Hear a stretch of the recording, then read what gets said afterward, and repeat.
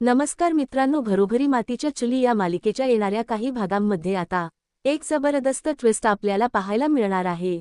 तर त्यामध्ये मित्रांनो आता असं होणार आहे की जानकी आणि ऋषिकेश या दोघांना समजलेलं आहे की नाना हे मुळशीतच आहे आणि आता ऐश्वर्यालाही समजलेलं आहे की नाना मुळशीमध्ये म्हणजे आपल्या घरातच आहे, कारण ऐश्वर्याने त्या गुंडांना फोन केलेला असतो आणि त्या गुंडाने आता दारूच्या नशेमध्ये ऐश्वर्याला सांगितलेलं असतं की नाना हे तुमच्याच घरामध्ये आहेत। जानकीला माहिती झालेला आहे की आता नाना मुळशीमध्ये आहेत, नानांचा तपासला लागलेला असतो।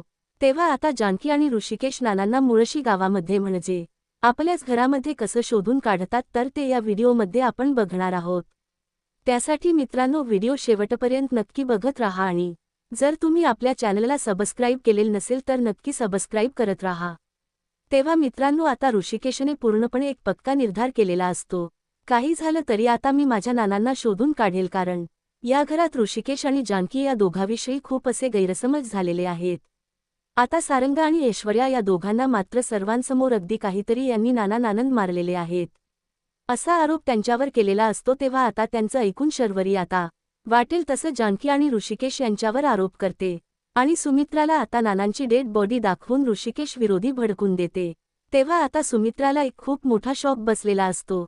सुमित्रा आता आणखीनच विचित्र वागत असते आणि आता मात्र तिने ऋषिकेशला डोळ्या म्हणजे कानामागे अगदी मारलेले असतात। ऋषिकेशला आता या गोष्टीचं इतकं वाईट वाटतं, कारण आतापर्यंत आपल्यावर जीवापाड प्रेम करणारी आपली आई आणि बहीण यांच्यासाठी आपण इतकं काही केलं, परंतु आज मात्र त्या आपल्या विरोधात आहे, केवळ त्या ऐश्वर्याच ऐकून। त्यामुळे आता कुणी माझ्या नानांची जिवंतपणे अगदी अंत्यविधी केला आणि नानांचे काही आहे ते सर्व अगदी ह्या ऐश्वर्यामुळे आणि सारंगमुळे नानांना इतका त्रास सहन करावा लागला।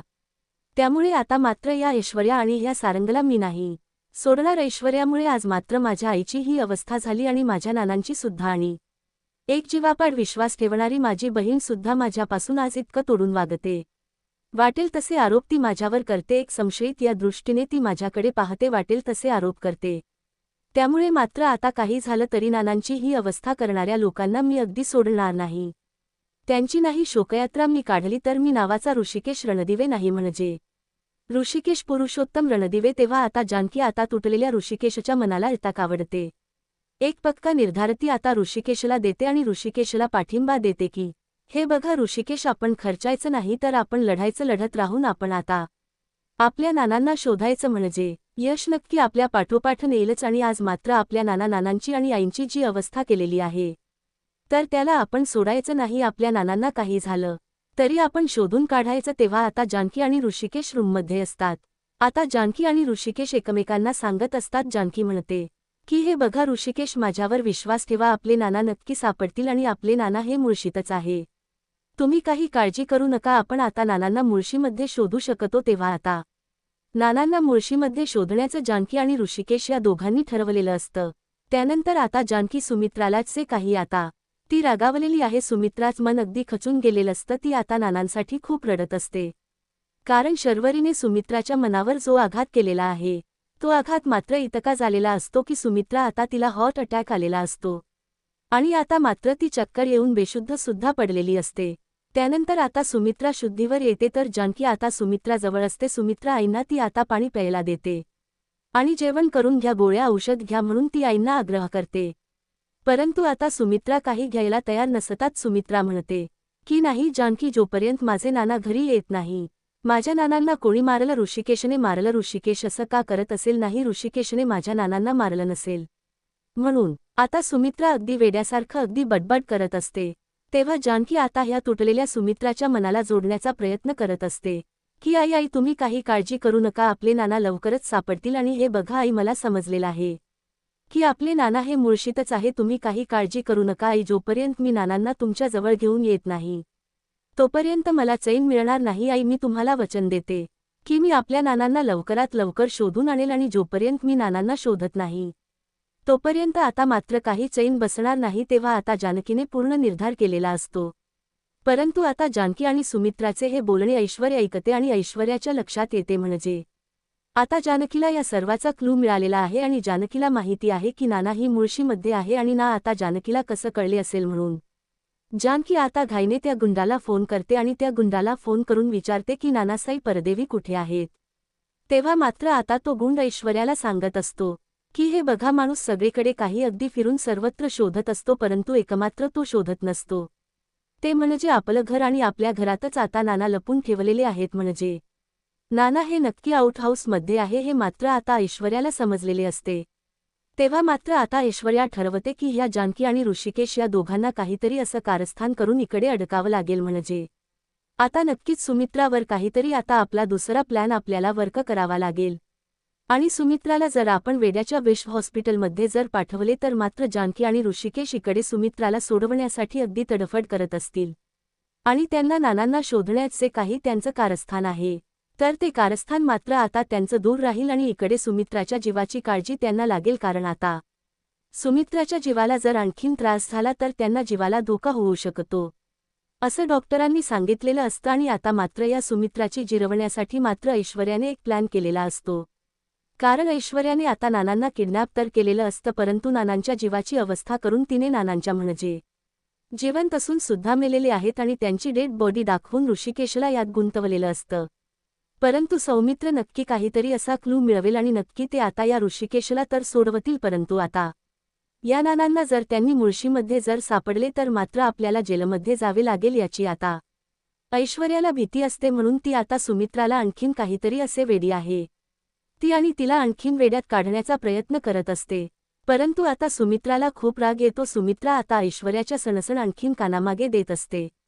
सुमित्राला असं वाटतं की ऐश्वर्याने जे काही कारस्थान केले तर तिच्यामुळेच आज मात्र आपल्या घराची अशी अवस्था झाली. आणि ऐश्वर्या सारखं सारखं तेच का बोलते की नाना नाहीत म्हणून. आणि तर आता सुमित्राला राग येतो म्हणून सुमित्रा ऐश्वर्यावर खूपच भडकते. तेव्हा ऐश्वर्या ठरवते की आता मात्र या सुमित्राला वेडेच्या हॉस्पिटलमध्ये पाठवण्याची तयारी झालेली आहे, म्हणून ती लगेच त्याबद्दल प्लॅन करते. तेव्हा आता जानकी ऐश्वर्याला समजवण्याचा काहीही प्रयत्न करते की हे बघ, तू नानांची ती अवस्था केली, नानांना तू जिन्यावरून ढकलले, परंतु आता मात्र बास कर अगं, आईंच्या जीवाचा तरी विचार कर अगं. तू जर स्वतःचे आईवडील तुझ्याशी म्हणजे असं तू त्यांच्याशी वागली असती तर मात्र तुला त्यांची अशी अवस्था करावसी वाटली असती का अगं? एका आई आणि बापाप्रमाणे तू मात्र आता नानांची काळजी कर अगं. नानांची काय अवस्था झाली असेल, आणि एक तर नाना आत्ता कुठे चालायला किंवा बोलायला लागलेलेत आणि तू त्यांना लगेच अगदी जिवंतपणे मरण यातना दिल्या अगं. याचं पाप कुठे फेडशील? आणि आज आईंच्या जीवावर सुद्धा तू उठलीस ऐश्वर्या अगं. काय वागते? आणि सारंग भाऊजींचा पूर्णपणे वापर करून घेऊन त्यांना पूर्णपणे आपल्या मुठीत तू बांधून ठेवलं, ते तर फक्त तुझी बोली बोलतात. आणि काय ग ऐश्वर्या अगं, कितीही तू पाप केलं परंतु त्या पापाचा घा आता भरत आलेला आहे. हे बघ, नानांना तर मी शोधून काढेलच, पण ज्या दिवशी नाना मात्र आता सर्वांसमोर तुझे सत्य सांगतील त्या दिवशी मात्र तुला जेलमध्ये जावेच लागेल.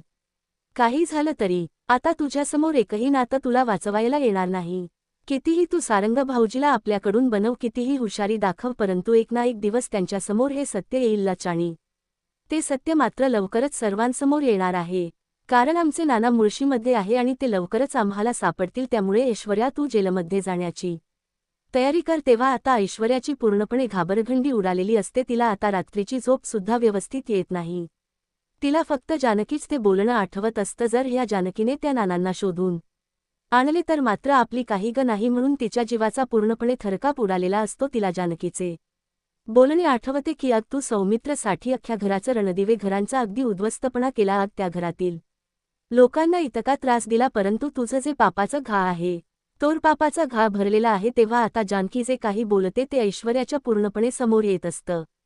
तिला आता अगदी झोप सुद्धा लागत नाही. ती सारखा तोच विचार करते. ऐश्वर्या जेव्हापासून या घरात आली तेव्हापासून प्रत्येक व्यक्तींना ती त्रास देत असते आणि नानांना तर तिने त्रास दिले असत, परंतु ओवीला सुद्धा तिने सोडलेलं नसतं. जानकी आणि ऋषिकेश या दोघांना अगदी वनवासासारखा वनवास तिने भोगायला लावलेलं असतं. परंतु आज मात्र जानकी तिला एक खंबीरपणे उत्तर देणार असते, कारण आपले नानांना शोधून ती घरी घेऊन येणार असते. ऋषिकेशला इतकं वाईट वाटतं की ऋषिकेश म्हणतो की आपली बहीण सुद्धा त्या ऐश्वर्याची बोली बोलते. सारंग तर तिच्या बाजूने झाला, परंतु जानकी आग ह्या शर्वरीवर सुद्धा तिने काय अशी जादू केली. शर्वरी सुद्धा किती बदलली. आजपर्यंत आपण शर्वरीला किती सांगण्याचा प्रयत्न केला, परंतु शर्वरी ताईने सुद्धा आज माझ्यावर अविश्वास दाखवला, म्हणून ऋषिकेश पूर्णपणे खचून गेलेला असतो. तर आता खचलेल्या ऋषिकेशला जानकी ही साथ देत असते की नाही ऋषिकेश, आता आपण नानांनाची तयारी आपल्याला करावीच लागेल. आणि जर आपण नानांना शोधले नाही तर मात्र ऋषिकेश दादा तुला जेल होऊ शकते, काही झालं तरी आपल्या नानांना आपल्याला घरी शोधून आणावंच लागेल. तरच या ऐश्वर्याची बोलती बंद होऊन तिच्या या घरातून रवानगी जेलमध्ये होऊ शकते. तेव्हा आता अवंतिका म्हणते की हे बघा ऋषिकेश दादा, आपण मुळशीमध्ये सगळं काही पालत घालूयात आणि आपल्या नानांना शोधूयात. तेव्हा मात्र आता ऐश्वर्याने जानकीच ते बोलणं ऐकल्यानंतर जानकी लगेच सयाजीला फोन करते आणि सयाजीला सांगत असते की हे बघा डॅडा, आपण आता त्या म्हाताऱ्याला येथून हलवायला हवं, कारण त्या जानकीला तो नानासाहेब रंधवे कुठे आहे तर त्याचा तपा म्हणजे पत्ता कळलेला आहे. काही झालं तरी त्या आउटहाऊसमध्ये आपल्याला त्याला ठेवता नाही येणार. जर तो तेथे त्यांना सापडला तर मात्र आता अवघड होईल. तेव्हा मात्र आता ऐश्वर्या ही डॅडाशी बोलत असते आणि आता जानकीने मात्र ऐश्वर्याच हे सगळं काही बोलणं चोरून ऐकलेलं असतं. म्हणजे आता आपल्याला नानांना शोधण्यासाठी आता ऐश्वर्याच जे काही बोलणं आहे ते पूर्णपणे लक्षात घ्यावं लागेल. तिच्यावर बारीक कर्ज ठेवून मात्र जानकीने ते सर्व बोलणं ऐकलेलं असतं आणि जानकी मात्र आता ठरवते की नाना हे आउटहाऊसमध्ये आहे. तर तेव्हा आता जानकी ही अगदी रात्री एकटीच आउटहाऊसकडे निघते आणि आता तेथे आल्यानंतर ती तो गुंड असतो तर तो गुंड मात्र झोपलेला असतो. आउटहाऊसमध्ये आल्यानंतर जानकी आता तो दरवाजा उघडते, कारण जानकीने मधूहून तेथे लपवलेलं असतं आणि आता जानकीला तेथे आउटहाऊसमध्ये सर्व काही माहिती असते. म्हणून ती आता मागच्या दरवाजाने आत जाते आणि आता नानांची तिथून सुटका करते. नाना तेथेच असतात. तेव्हा आता नानांना जानकीला पाहून खूपच आनंद होतो आणि आता नाना म्हणतात की खरंच माझी जानकी आली आणि जानकी म्हणून ते आता जानकीजवळ खूपसे रडतात. तेव्हा जानकी म्हणते की नाना, काही काळजी करू नका, आता तुम्ही सुखरूप आहात आणि या ऐश्वर्याने जे काही कारस्थान केले अहो नाना, तुम्ही तर अगदी म्हणजे तुमची डेड बॉडी दाखवली आणि तुम्ही मेलेले आहात म्हणून तुम्हाला जिवंतपणे आता या ऐश्वर्याने मारण्याचा प्रयत्न केला. त्या ऐश्वर्याला आता आपण सोडायचं नाही. तेव्हा आता नाना म्हणतात की जानकी, अगं किती दिवसापासून मी इथून सुटण्याचा प्रयत्न करतोय, परंतु ते गुंड मला पकडतात. अगं काय अवस्था त्यांनी माझी करून ठेवली. नानांची ती अवस्था पाहून जानकीला खूपच रडायला येतं, कारण नानांना अन्न पाणी न देता, काहीच न देता नानांना उपाशी ठेवलेलं असतं. त्यामुळे जानकीला इतकं वाईट वाटतं. जानकी म्हणते की ऐश्वर्या जे काही केलं ना, त्या प्रत्येक गोष्टीचा मात्र मी त्या आता ऐश्वर्याकडून घेणार आहे. ऐश्वर्याला असं सोडणार नाही. जे जितकं नानांना तिने त्रास दिला तितकं मात्र मी तिला त्रास देणार आहे. त्यामुळे काही झाले तरी मात्र आता ऐश्वर्याला सोडायचं नाही. आता जानकीने पूर्णपणे निर्धार केलेला असतो. त्यानंतर आता इकडे ऐश्वर्या एक प्लॅन करते. ऐश्वर्याला असं वाटत असतं की आता ही सुमित्रा या घरामध्ये नकोय आणि ही सुमित्रा जर येथून घर सोडून गेली तर मात्र आता आपलं जे काही सारंगच्या नावावर प्रॉपर्टी, एकही त्यांनी पैसा वगैरे ठेवलेला नाही. त्यामुळे काही झालं तरी मात्र आता सारंगच्या नावावरची प्रॉपर्टी, पैसा सगळं काही आपल्याला हिसकावून घ्यावं लागेल. जर ही म्हातारी तिकडे वेड्याच्या हॉस्पिटलमध्ये जर गेली तर आता ही सहज अगदी होऊ शकतं आणि या प्रत्येकाला एक एक करून मात्र मी या घराच्या बाहेर काढेल आणि परत या घराची मालकीण मी होईल असं ऐश्वर्याच स्वप्न पाहत असते. कारण आता ऐश्वर्याच जे काही बोलणं आहे तर ते मात्र सुमित्रा सुद्धा ऐकते आणि सुमित्राला आता ऐश्वर्याबद्दल सर्व काही समजते. कारण आता जानकीने ऐकून ती नानांना सोडवण्यासाठी गेलेली असते, परंतु आता सुमित्राने सुद्धा ऐकलेलं असतं. कारण आता सुमित्रा जानकीच जे काही आहे तर ते जानकीला सांगण्यासाठी जात असते.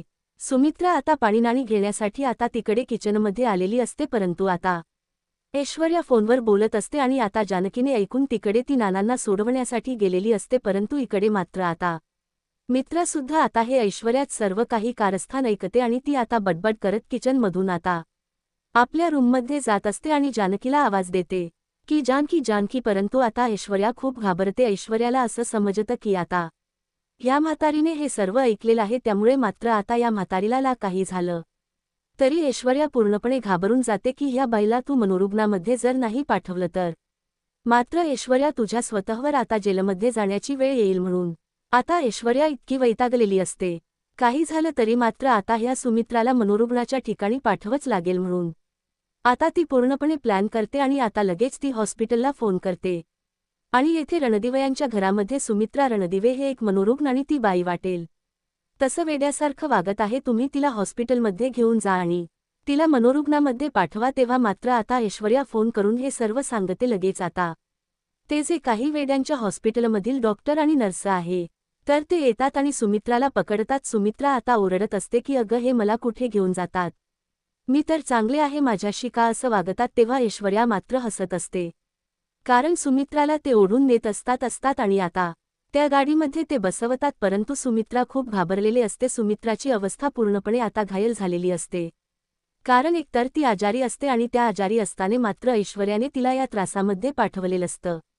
आणि आता तेव्हा जानकी धावतच येते. जानकीला माहिती होतं की नक्की आता कोणीतरी आलेले आहे. सारंग आणि शर्वरी सुद्धा बाहेर धावत येतात. आईची ती अवस्था पाहतात तेव्हा मात्र आता लगेच जानकी धावत येते आणि त्या जी काही ॲम्ब्युलन्स आहे तर तिला आडवी होतात. जानकी आता आडवी झालेली असते. जानकी स्वतःच्या जीवाची पर्वा न करता त्या ॲम्ब्युलन्स गाडीला आडवी होते आणि आता शेवटी सुमित्राला आपल्या हाताने खाली उतरवते. तर ऐश्वर्या ही सर्व पाहत असते. ऐश्वर्याची पूर्णपणे आता बोलती बंद होते. जानकी आता आडवते आणि गाडीला आडव होऊन ती आपल्या सुमित्राला आईला खाली उतरून घेते आणि आता सुमित्रा खूप घाबरलेली असते. जानकीला आता घट्ट अशी मिठी मारते. जानकी, अगं मी चांगली आहे, मला काही झालेले नाही सुद्धा. हे लोक मला घेऊन चालले होते. तेव्हा आता जानकी आपल्या आईंना मिठीत घेते, त्यांच्या डोळ्यातील पाणी पुसते आणि त्यांना आधार देते की हे बघा आई, तुम्ही घाबरू नका आणि तुम्हाला कोणीही कुठे नेणार नाही. तुम्हाला काही झालेलं नाही. तुम्ही फक्त स्वतःच्या जीवाची काळजी घ्या आणि जोपर्यंत ही जानकी आहे तोपर्यंत तुमच्या केसाला सुद्धा जानकी धक्का लागून देणार नाही. तुम्ही तुमच्या लेकीवर विश्वास ठेवा. तेव्हा मात्र आता जानकी ऐश्वर्याकडे रागाने बघत असते. आता जानकीला खूपसा राग आलेला असतो. तेव्हा आता जानकी ठरवते की आता ह्या ऐश्वर्याचे जे काही कारस्थान आहे तर ते नाना आता स्वतःच्या अगदी सत्याने सांगतील. आणि त्याच वेळेस जानकी नानांना घेऊन येते आणि नानांना आता सर्वांच्या समोर आणल्यानंतर मात्र सर्वांच्या पायाखालची जमीन हादरते, कारण नाना चक्क जिवंत आहे. आणि आता नाना जिवंत आहे. आता सारंग आणि शर्वरी तर तोंडात बोट घालतात. सर्वांना एक प्रकारचा आनंद सुद्धा बसतो आणि धक्का सुद्धा झालेला असतो. परंतु ऋषिकेश, मित्र, अवंतिका, जानकी यांना खूप मोठा असा धक्का म्हणजे आनंदाचा बसलेला असतो. त्यांना खूप आनंद होतात की आपले नाना आता जिवंत आहे आणि नानांची जी काही अवस्था या लोकांनी केलेली आहे त्यांना मी सोडणार नाही, कारण जे काही केले ते सर्व ऐश्वर्या आणि सयाजीने केलेलं आहे. तेव्हा मात्र आता ऐश्वर्या पूर्णपणे तिची बोलती बंद होते. नाना आता सर्वांच्या समोर येतात. नाना म्हणत असतात की हे बघ ऋषिकेश, अरे त्या लोकांनी मला अगदी मारून टाकण्याचा प्रयत्न केला आणि हे पग मला बांधून ठेवलं आणि माझ्या खुनाच्या आरोपाखाली तुला जेलमध्ये टाकलं. ऋषिकेश, काय अवस्था करून ठेवली रे. अरे मला अन्न आणि पाणी सुद्धा देत नव्हते. तर ऋषिकेश आता ऐश्वर्यावर खूप चिडलेला असतो. ऋषिकेश म्हणत असतो की नाना, ज्या लोकांनी तुमची ही अवस्था केली त्यांना सुद्धा मी अशाच प्रकारे त्यांची अवस्था करेन आणि त्यांची सुद्धा आता जेलमध्ये लवकरच रवानगी होईल. तेव्हा आता नानांना पाहून सर्वांना खूप आनंद होतो. तेव्हा आता नाना सर्वांसमोर सांगतात की मला जेलमधून जे काही आता माझ्या अवस्थेला कारणीभूत होतं तो सयाजीराव आणि त्याची ही मुलगी ऐश्वर्या, कारण हे जे काही केलं ते सगळं कारस्थान या ऐश्वर्याने केलेले आहे. कारण मला जिन्यावरून सुद्धा ढकलून दिले तर ते मात्र या ऐश्वर्याने ढकलले. जे काही आतापर्यंत आपल्या घरात आल्यापासून आपल्या या आनंदाला अगदी दृष्ट लागणारी आहे ती म्हणजे ही ऐश्वर्या. तिनेच आपल्या घरात घरपण घालवलं. एक हस्त खेळत आपलं रणदिव्यांचे कुटुंब होतं.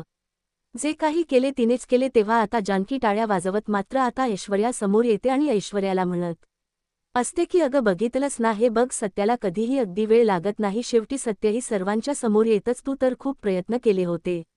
आईंना आता तू मनोरुग्ण म्हणून हॉस्पिटलमध्ये सुद्धा दाखल करण्यासाठी मागेपुढे पाहिलं नव्हतं आणि नानांची सुद्धा ही अवस्था करून ठेवली होती. ऐश्वर्या, अगं तुला लाज वाटायला हवी होती. तू जे काही वागलीस ना त्याची लाज मला वाटते. आई गं, सारंग सारख्या सारंग भाऊजींचा सुद्धा तू वापर करून घेतला. कधी त्यांना नवऱ्याच प्रेम तर दिलंच नाही, परंतु एक वापर करून ते त्यांच्या अगदी कुटुंबाविरोधीच त्यांना उभं केलं. शर्वरी ताईंचा सुद्धा वापर करून घेतला.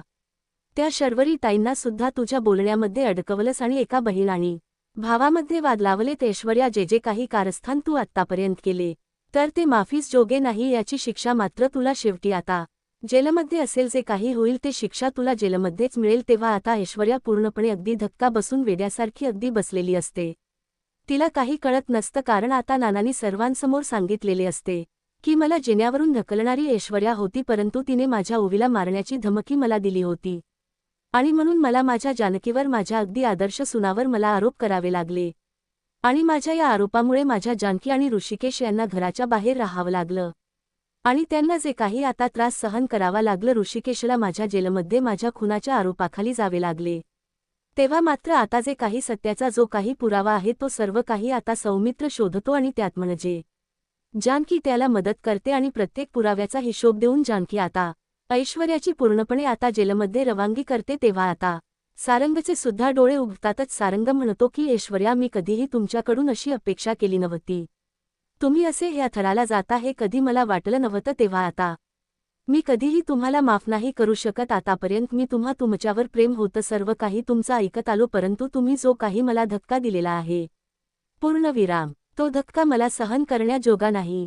त्यामुळे आयुष्यामध्ये मी कधीही तुम्हाला माफ नाही करू शकत. तेव्हा आता ऐश्वर्या म्हणत असते की जानकी मला माफ कर. ऐश्वर्यावर आता अशी वेळ येते, जानकीने जे काही शब्द तिला बोलून दाखवलेले असतात, अगदी ते शब्द तिला अगदी डोळ्यासमोर येतात. कारण जानकीला नाक घासून माफी मागून अगदी तिने या घराच्या बाहेर काढलेलं असतं. आणि आज ती ऐश्वर्या नाक घासून जानकीच्या पाया होऊन माफी मागते, तरी सुद्धा आता जानकी तिला माफ करणार असते. कारण तिची जो काही गुन्हा आहे तो माफ करण्याजोगा नसतो. तो आज एका देव माणसासारख्या नाना आणि आईंना तिने इतका त्रास दिलेला असतो. त्यांना सुद्धा सोडलेलं नसतं, ओवीला सुद्धा सोडलेलं नसतं. जे काही ऐश्वर्याने या रणदिवे घराण्याचा अगदी वाटोळ करण्यास ठेवलेलं असतं, परंतु जानकीने आता या घराला सावरलेलं असतं. ऐश्वर्या नावाची जी काही कीड रणदिव्यांच्या घराला लागलेली आहे, ती मुळासकट उपटून फेकलेली असते आणि तिला तिच्या पापाची शिक्षा दिलेली असते. तेव्हा मित्रांनो, पुढे काय काय होतं हे बघण्यासाठी आपल्या चॅनलला नक्की सबस्क्राईब करत राहा. धन्यवाद.